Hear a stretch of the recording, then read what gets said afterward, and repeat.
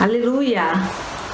Como é bom estarmos juntos aqui através deste vídeo, através deste culto.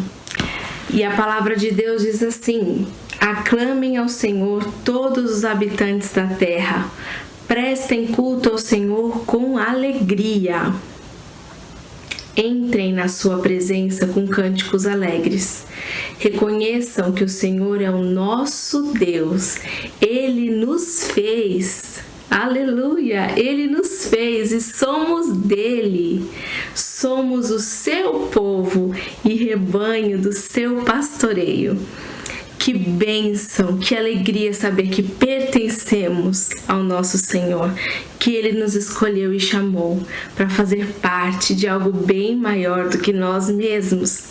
E por isso, eu convido você a assistir este vídeo de novo, com calma, e louvar e agradecer a Deus pela vida de cada irmão que aparece nesse vídeo do nosso último aniversário, dos 95 anos do Corpo Central.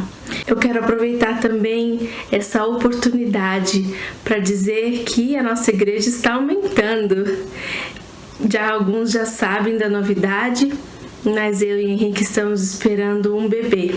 E o nome dele é Rafael, que significa que Deus cura, que Deus curou. E eu louvo a Deus, porque hoje eu posso, assim como esse salmista estava alegre, convocando, todos a adorar, eu posso ter esse motivo de júbilo e de louvor diante do Senhor. Para quem sabe, eu tive muitas dificuldades de engravidar, passei por cirurgias, procedimentos no final do ano passado. Nós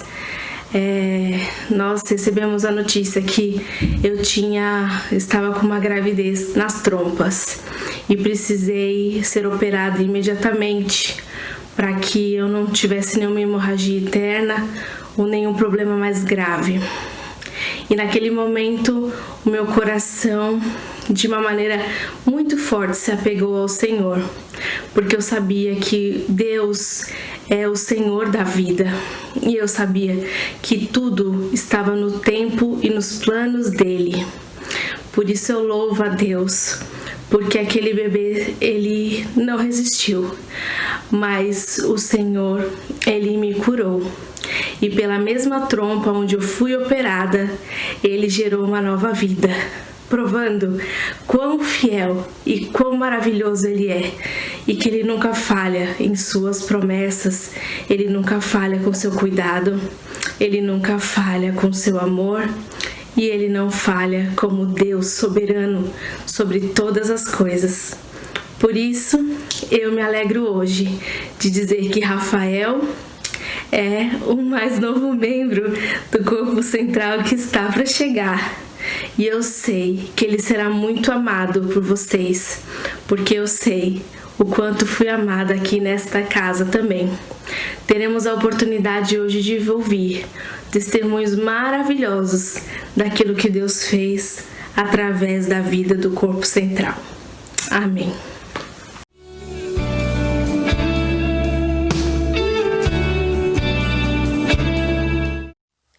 Shalom, graça e paz.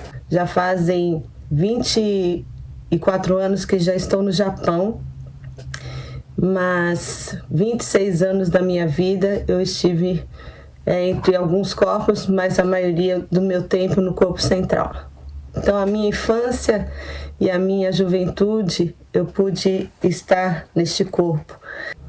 E a minha gratidão é por todos aqueles oficiais, pastores que passaram pelo corpo central, pelos outros corpos e que influenciaram a minha vida.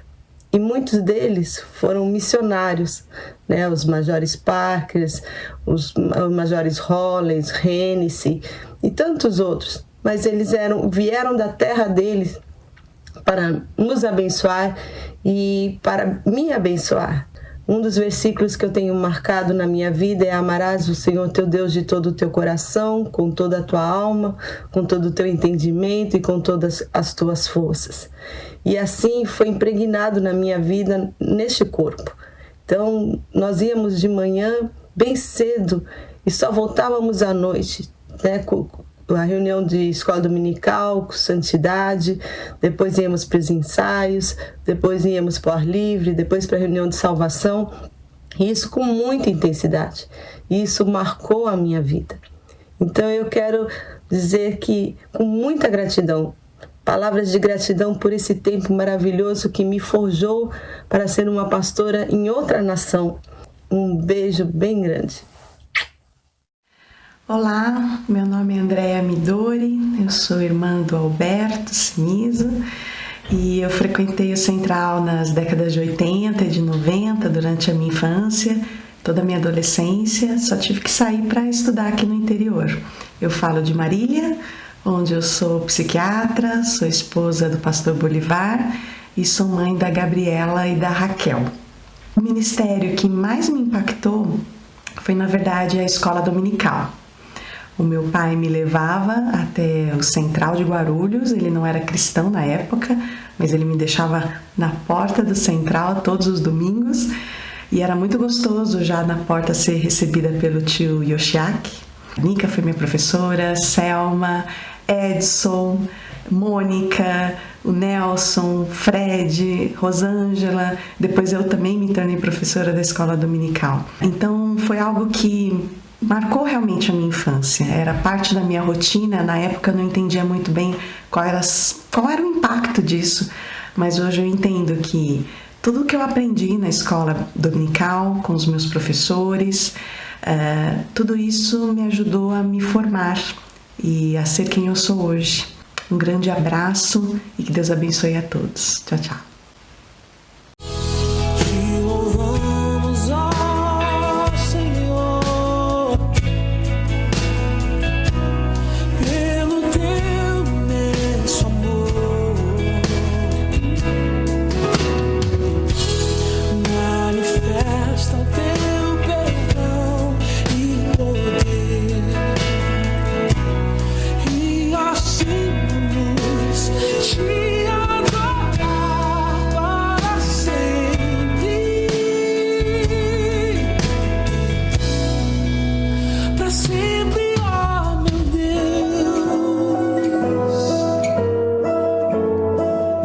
Um fato marcante que eu lembro com muito carinho quando eu me remeto ao Exército de Salvação, principalmente ao Corpo Central de São Paulo, é o fato do Ministério do Louvor e Ação. Como esse ministério abraçou e alcançou muitas vidas ao longo de muitos anos que teve ativo no Corpo Central de São Paulo.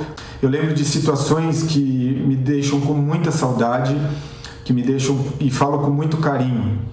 Eu lembro de alguns ensaios, os ensaiões na igreja, que a gente entrava às 9 da manhã e saía às 5 horas, moído de tanto ter ensaiado, de tantas peças. Os almoços maravilhosos que eram feitos pela Lili, pela Tia Nália, pelas pessoas que se preocupavam e sempre preparavam para nós um delicioso almoço, lanches. Lembro do pessoal da liderança com muito carinho, desde a Liliane, a Cindy, a Cláudio, o Carlos, o Major Ricardo, né? Major Cindy, perdão, a Marcos, Neide, a Mirenice, a Lili, Verinha. Pessoas que marcaram a minha vida pelo cuidado, Haroldo. Lembro dos nossos retiros, como era maravilhoso sair na sexta-feira, ensaiar e voltar domingo e apresentar no Central com ele lotado, com muitos pais, muitas famílias ali. Lembro com muito carinho a ala direita da igreja, sempre reservada para o Louvor e Ação, nas apresentações de Dia dos Pais, Dia das Mães, Anual de Menores. Lembro das nossas viagens também, algumas apresentações fora da cidade de São Paulo, como ali no Corpo de Guarulhos, São José dos Campos, Rio de Janeiro, Curitiba, Santos, que a gente também fazia as nossas mini-campanhas. E eram momentos marcantes. Momentos que a gente leva com muita alegria e com muita saudade. Pessoas que hoje são pais, pessoas que hoje estão no ministério, pessoas que estão casadas, e ver a grandeza de como esse ministério alcançou muitas vidas. Fica aqui o meu muito obrigado, fica aqui a minha saudade e o importante de tudo são as amizades alicerçadas no Senhor Jesus Cristo. Olá! Estou aqui hoje por conta de um convite, que na verdade é uma pergunta, né? Quais pessoas marcaram ou influenciaram a sua vida no Corpo Central? E realmente alguns nomes me vieram ao coração, né? Lembrei da Raquel e do Adriano, pessoas tão queridas que nos acolhiam, né, na igreja, até na própria casa deles, nos estudos bíblicos semanais. Lembrei do Bila, do Capitão Adão, Verinha, João, na parte da música, sempre nos incentivando, e tantas pessoas queridas, né, que deixam um pouquinho delas em nós, né? São pessoas que realmente marcam e fazem a diferença na nossa vida. Manifesta o teu perdão e poder, e assim vamos te adorar para sempre, para sempre, ó meu Deus.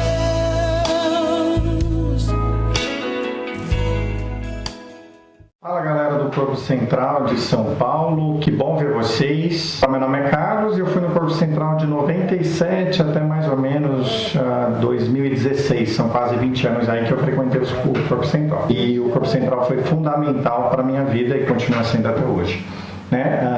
Foi no Corpo Central que eu migrei de uma vida longe de Deus, uma vida sem um relacionamento com Deus, uma vida sem um pai no céu, distante de Deus, para uma vida com Deus, para uma vida num relacionamento com Deus, de conhecer a Deus a cada dia.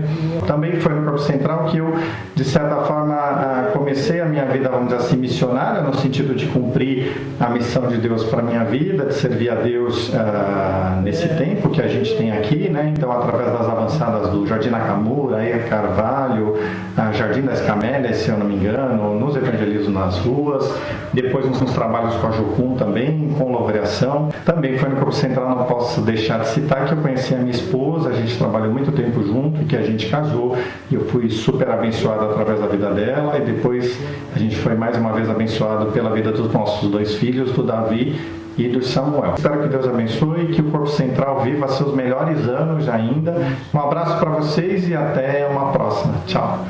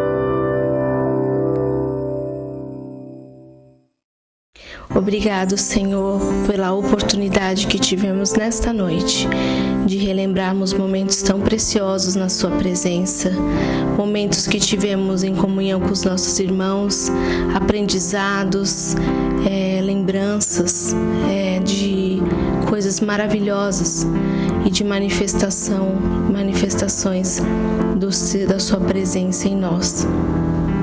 Nós te agradecemos pela vida de cada um que passou aqui por esta igreja e que foi abençoado e que hoje pode abençoar a muitos através de tudo que recebeu aqui nesta casa.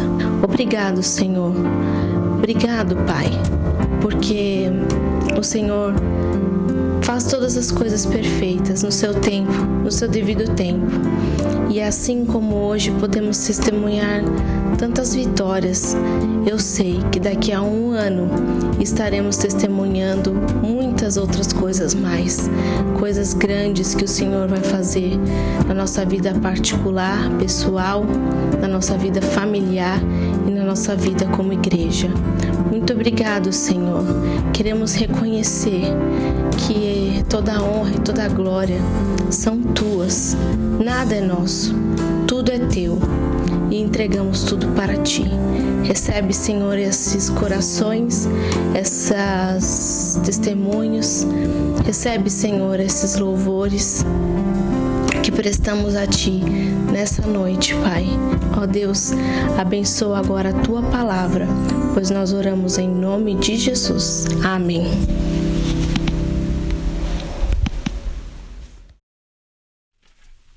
Aleluia.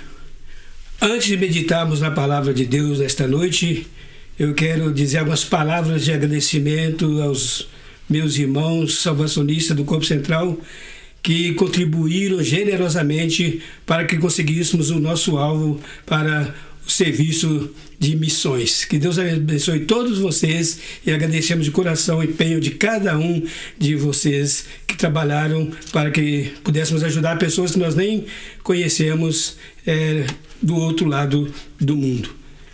Nesta noite nós vamos ler a palavra de Deus lá no livro de Gênesis, capítulo 41, de 37 a 45. Nós estamos na época propícia para esse assunto, tempo de eleições, e eu creio que esse assunto é muito importante para pensarmos juntos nesta noite. O versículo 37 do capítulo 41 de Gênesis diz assim: o plano pareceu bom ao faraó e a todos os seus conselheiros.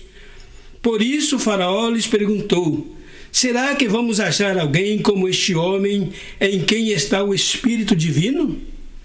Disse, pois, o faraó a José: uma vez que Deus lhe revelou todas essas coisas, não há ninguém tão criterioso e sábio como você. Você terá o comando de meu palácio e todo o meu povo se sujeitará às suas ordens. Somente em relação ao trono serei maior do que você. E o faraó prosseguiu: entrego a você agora o comando de toda a terra do Egito. Em seguida, o faraó tirou do dedo seu anel selo e o colocou no dedo de José. Mandou vestir linho fino e colocou uma corrente de ouro em seu pescoço.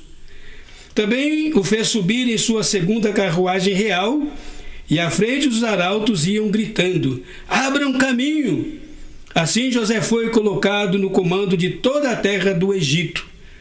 Disse ainda o faraó a José: eu sou o faraó, mas sem a sua palavra ninguém poderá levantar a mão nem o pé em todo o Egito.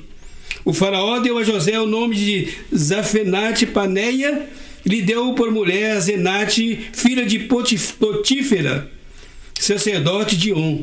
Depois José foi inspecionar toda a terra do Egito. Que Deus continue nos abençoar por meio da sua santa palavra nesta noite. Vamos pensar por alguns minutos sobre o cristão e a política, baseado no texto de Gênesis que acabamos de ler. O que é política? Nós temos dois conceitos clássicos que definem política. O primeiro diz que política é a ciência da administração dos negócios públicos, ou seja, da coisa pública. Também é definida como a arte de bem governar o povo. Mas, infelizmente, nós temos também um terceiro conceito dado pelo povo em geral. E o povo, infelizmente, tem essa definição para a política. O povo diz que a política é vil, que a política é desprezível. Tudo isso é devido ao seu desvirtuamento por toda parte, tanto como ciência, ou seja, como arte. Infelizmente, está tudo desvirtuado, a política tomou outro rumo nessa vida. José, governador do Egito. Vamos fazer um retrospecto em José. Ele foi o 11º filho de Jacó, sendo o primeiro de Raquel, mulher que José amava, que até então era estéril, fora estéril a Raquel. José era o filho predileto de seu pai. E isso motivou entre os irmãos uma tremenda rivalidade por causa de José ser o predileto de Jacó. E essa predileção causou tanta inveja que José fora vendido como escravo a uma caravana de mercadores que vinha de Canaã para o Egito. E é interessante, chegando no Egito, José foi revendido. José foi vendido novamente, outra vez. Você pode conferir isso em Gênesis capítulo 39, versículo 1. Mas em meio a tudo isso, Deus estava com José, porque José era um jovem fiel, um crente fiel a Deus.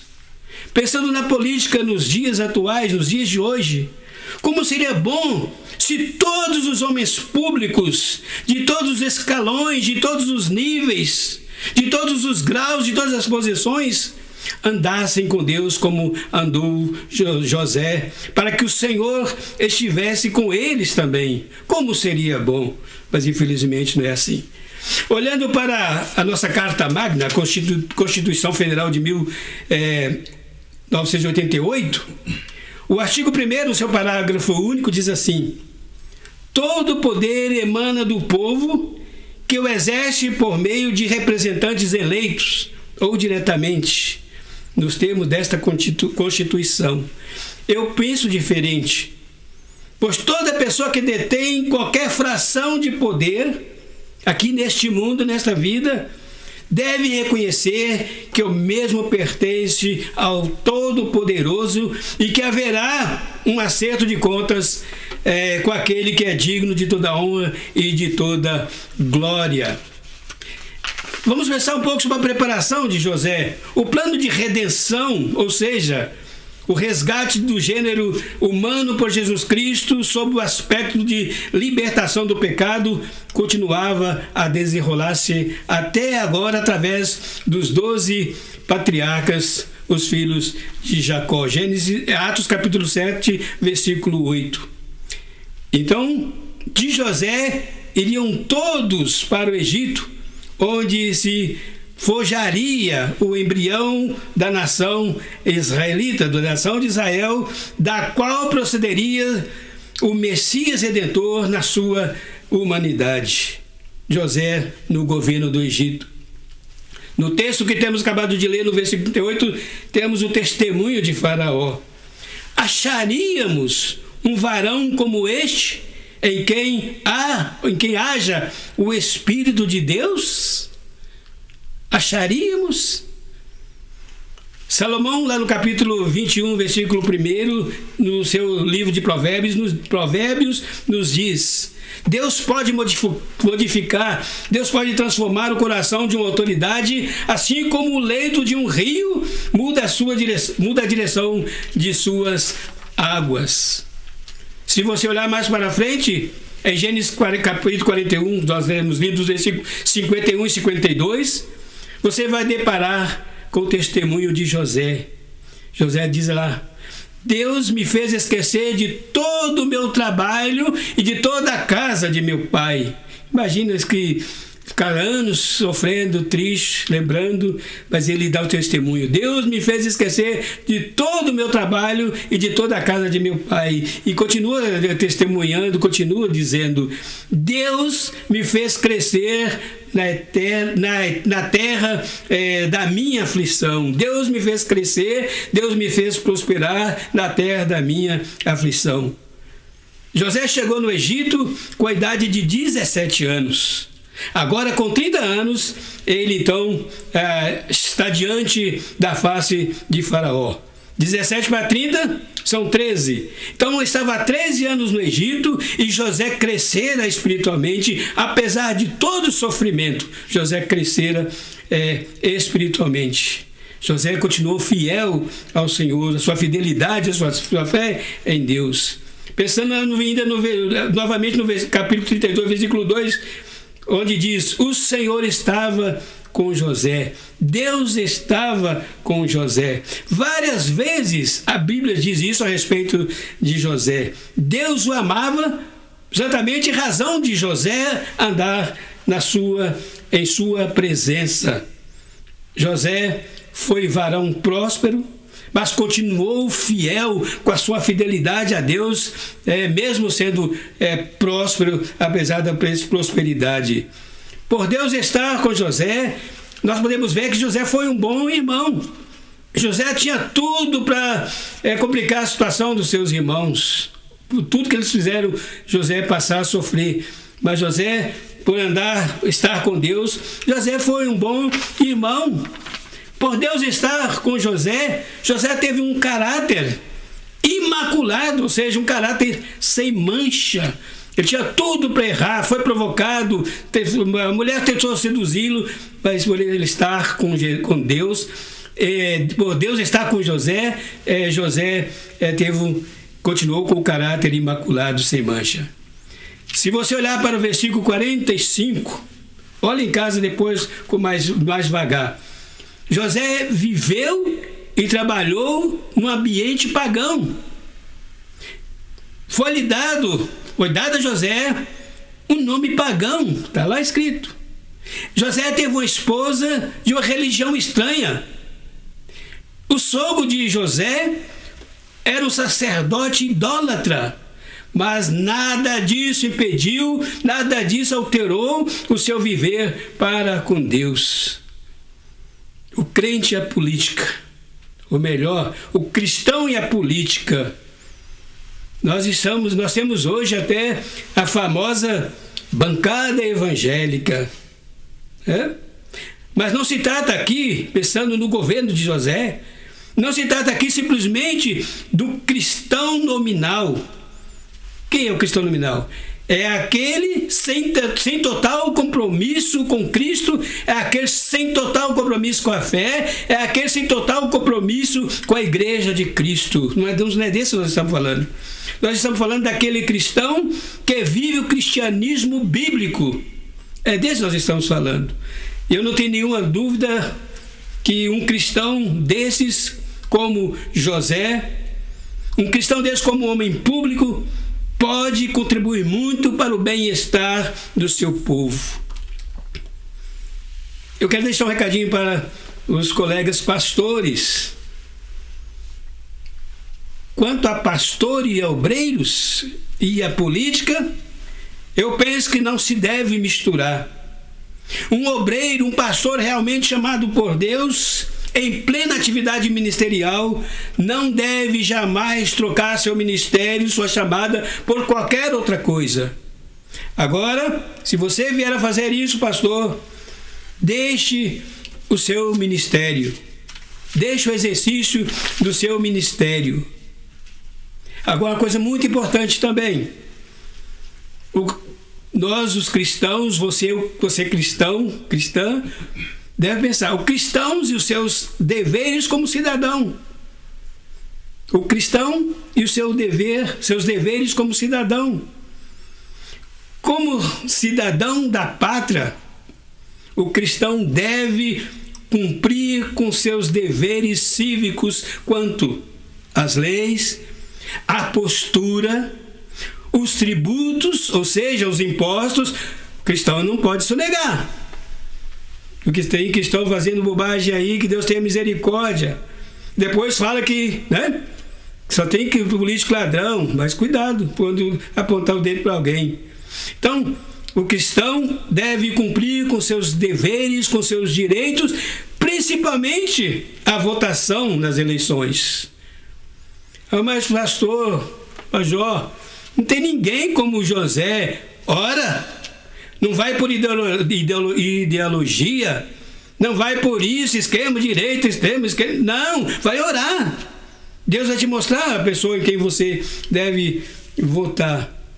Infelizmente, o mundo, nosso amado Brasil, vive uma época em que liberdade é confundida com anarquia.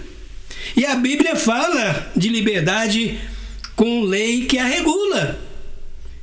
Lá na segunda parte B de Tiago, capítulo 2, versículo 12 diz: como aqueles que hão de ser julgados pela lei da liberdade. Já o mundo recorre à lei quando esta o beneficia. Caso contrário, ela é ignorada e até mesmo combatida. A finalidade principal da lei, a finalidade primacial da lei é inibir, é restringir e é limitar. Quando ela é usada para corrigir, essa lei deve levar em consideração a transgressão perpetrada, ou seja, o ato condenável. Mas o governo humano na face da terra predominante é humanista, simplesmente por estar alienado de Deus, estar separado de Deus e da sua palavra. Sendo assim, as leis não são justas, nem equânimes, ou seja, retas ou imparciais, com raras exceções. Um cristão no governo, seja qual for a sua esfera, pode ser municipal, estadual ou federal, deve considerar isso. A Bíblia, a palavra de Deus, nos ordena submissão ao governo e obediência às leis. Contudo, que nossa lealdade suprema é devida somente a Deus. Dá para abrir uma brechinha aqui, né? Contudo, que nossa lealdade suprema é devida somente a Deus. Se você vê alguém sendo injustiçado, se você vê alguém passando por necessidade e não fizer nada, eu te indico para você ler o livro de Miqueias, que o livro de Miqueias vai te ajudar a interceder por aqueles que estão sendo roubados até. Fala-se muito hoje em cidadania, mas o efeito da cidadania disso, na maioria, não vai além da superfície. Que o Senhor nos mova pelo Espírito Santo a orar muito mais que temos feito pela nossa nação, pelo nosso governo, pelo povo, nosso povo no Brasil. Temos orado o suficiente? Ou temos reclamado, só murmurado? Vamos pensar um pouquinho sobre a igreja e o Estado. Deus estabeleceu originalmente 3 instituições para pôr em meio delas o seu governo entre os homens. Poucas vezes você vai ver na Bíblia lá o Senhor exercendo o seu governo diretamente. Só quando nos extremos que ele fez isso. O método de Deus em governar está em relação a esta terra, em relação a este mundo, é o governo da autoridade delegada. Mas não podemos esquecer, qualquer partícula de poder emana do Todo-Poderoso. Então vamos lá, as 3 instituições que Deus usa para governar aqui nesta terra. A primeira instituição, todo mundo sabe de cor, né? É o lar, é a família. Esta é uma instituição divina de natureza social. O lar, além de suas outras atribuições, deve ser uma escola onde os filhos são ensinados desde o berço a obedecer, a respeitar, a amar o seu semelhante e a Deus. O resultado de filhos criados sem disciplina, mas eu quero dizer disciplina amorosa, reflete negativamente, pessimamente, com pesado ônus, com pesado preço para toda a sociedade, inclusive para os próprios filhos que não têm disciplina desde cedo nos seus lares. A segunda instituição que Deus tem deixado para que o povo seja governado é a igreja. É uma instituição divina de natureza religiosa.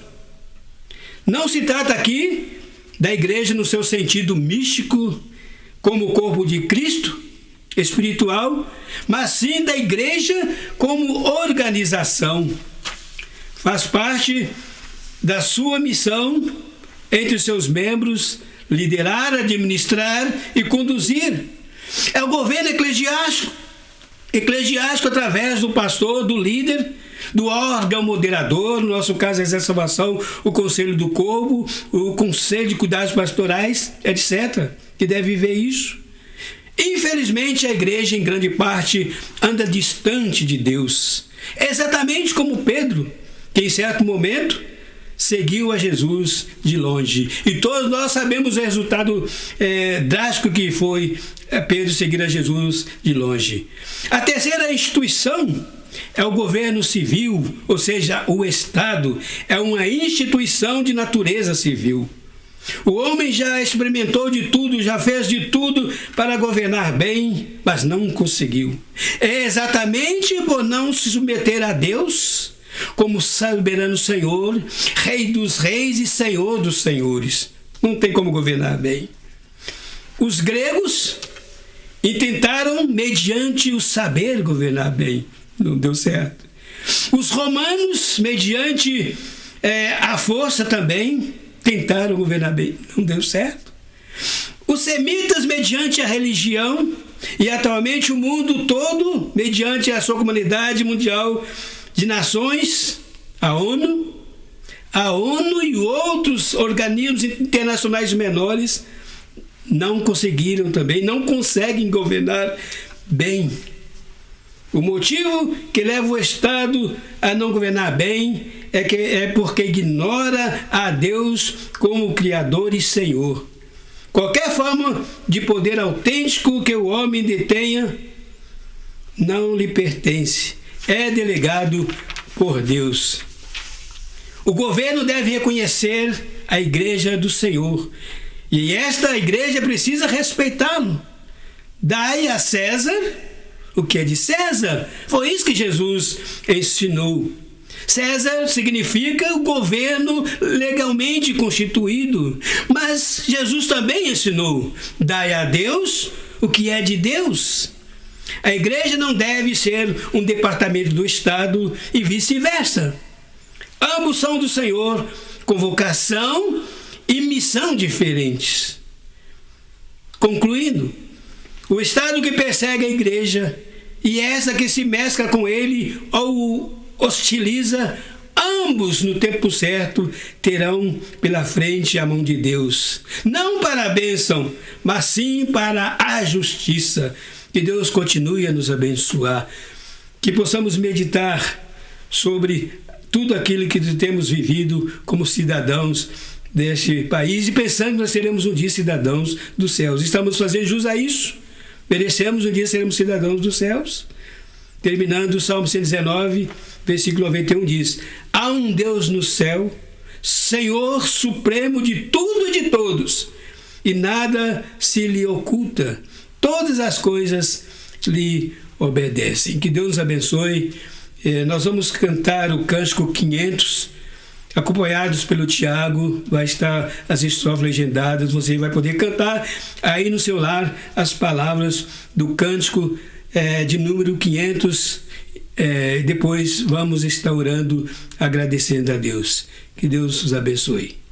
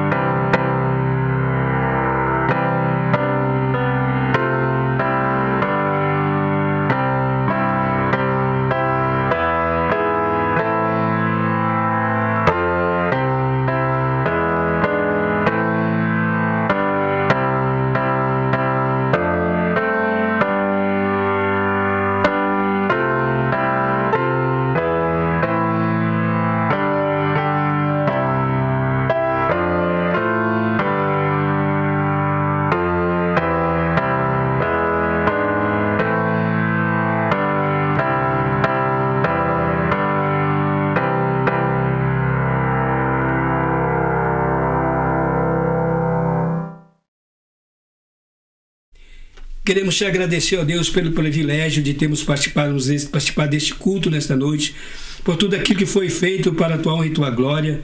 Queremos agradecer por todos aqueles que participaram deste culto. Te louvamos, ó Deus, pela tua palavra que é viva e eficaz. Que o povo, ao eleger o novo prefeito, os vereadores, possa, antes de qualquer coisa, orar.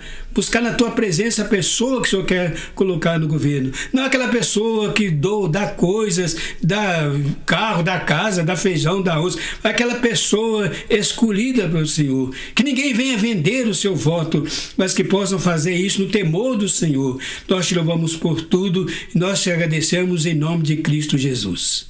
Amém.